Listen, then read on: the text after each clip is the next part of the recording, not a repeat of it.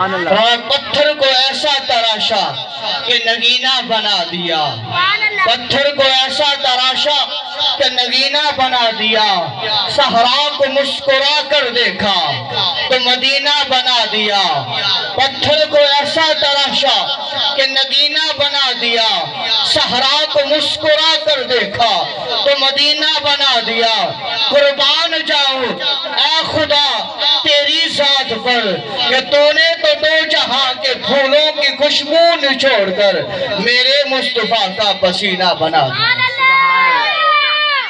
اب آپ کے سامنے نعت رسول مقبول صلی اللہ علیہ وسلم پیش کرنے کے لیے حضرت علامہ مولانا قاری محمد نثار احمد صاحب آپ تشریف لاتے ہیں۔ ان سے پہلے ذرا جو ہے وہ جاگنے کا ثبوت دیجئے تاکہ انہیں جو ہے وہ پتہ چلے کہ سننے والے بیٹھے ہیں۔ نعرہ تکبیر، نعرہ رسالت، بلند آواز سے